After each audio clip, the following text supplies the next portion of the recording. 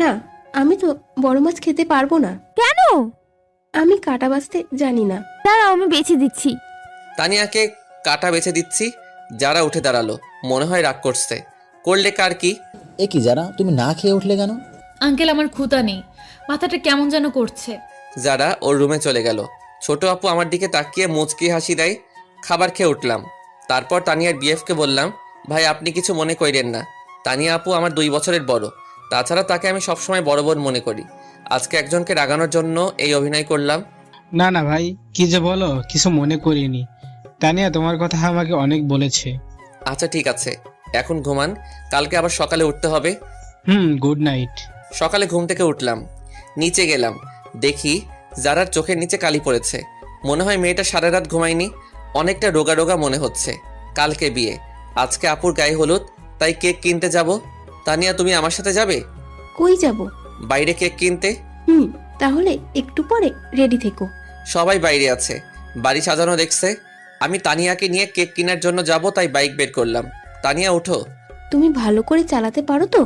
একবার উঠেই দেখো না, আর কোনো দিনও নামতে মন চাইবে না। তানিয়া বাইকে উঠতে যাবে ঠিক তখনই, বাইকের চাবিটা দিন, আমরা বাইরে যাব। বাইকের চাবি দিব মানে? আপনাদের বাইকের চাবি দিব কেন? আমরা বাইরে যাব, তাই দিবেন। গাড়িতে করে যান, আমি কাউকে চাবি দেই না। চাবি দিবেন না মানে? আমার বাইক, তাই দিব না। বাইকটা আমার বাবা কিনে দিছে, ভুলে যাবেন না এটা। তো এখন তো আমার। আপনার হলো কিভাবে? কিনে তো দিছে আমার আব্বু। নিজে বাইক কিনে তারপর কোনো মেয়েকে পেছনে তুলবেন, নেই তো সেই যোগ্যতা। অন্যের দেওয়া বাইক তুলতে আসছেন। দেন চাবি।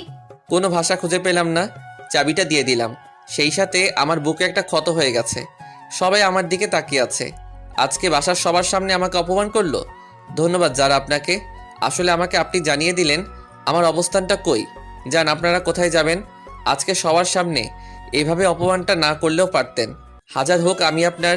কি থামলি কেন? কিছু না। তারপর আমি সেখান থেকে চলে এলাম। বন্ধুরা আমার রুমে আছে, সেখানে গেলাম। গিয়ে স্পিকার চালু করে অনেক কান্না করলাম। যারা আজকেও আমাকে অপমান করলো না, আজকেরটা আর মেনে নেওয়া যায় না। দুপুরে কিছু খেলাম না। একটু পরে আব্বু আমাকে ফোন দিয়ে বাইরে আসতে বলল। এই নে বাবা, কিসের চাবি এটা? তোর জন্য আমি বাইক নিয়ে এসেছি। আব্বু এসবের এখন আর আমার দরকার নেই। বাবা, আজকে তোকে অনেক কথা শুনতে হলো। না আব্বু, কই তেমন তো কোনো কথা শুনলাম না। বাবা, সব কিছু ভুলে যা। আব্বু, যারা আমার কোনো মেয়ে বন্ধুকে পছন্দ করে না, তাই ভাবছিলাম বিয়েতে তাদেরকে ইনভাইট করব না, কিন্তু এখন তাদের সবাইকে ইনভাইট করলাম। সবাই বিকেলে চলে এলো। আমি গেটের কাছে গিয়ে তাদেরকে নিয়ে আমার রুমে চলে এলাম। যারা আমার দিকে তাকিয়ে আছে। লাভ নেই তাকিয়ে। আজকে তুমি আমাকে অনেক বড় একটা কষ্ট দিছো। সন্ধ্যাবেলা সবাই আপুকে হলুদের জন্য সাজাচ্ছে, তাই যারার সাথে ছেলেটা একা হয়ে গেছে।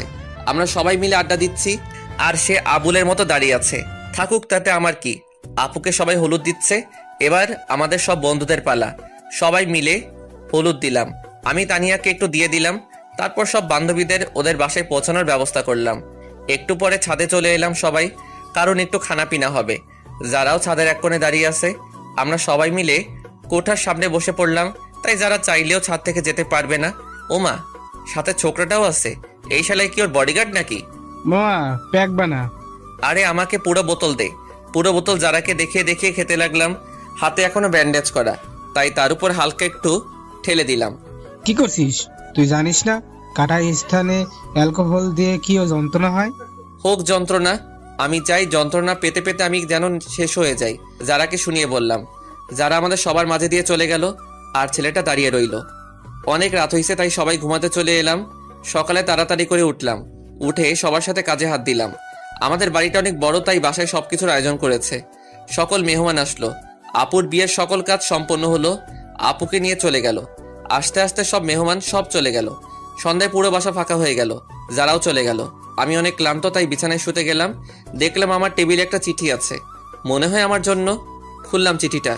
জিদান, তোমার সাথে অনেক খারাপ ব্যবহার করার জন্য আমি দুঃখিত। আসলে তুমি সত্যিটা না জেনে এরকম করছো। আর আমি তোমার পাশে অন্য কাউকে দেখতে পারি না। তোমার বাইকের চাবি টেবিলের উপর রাখা আছে।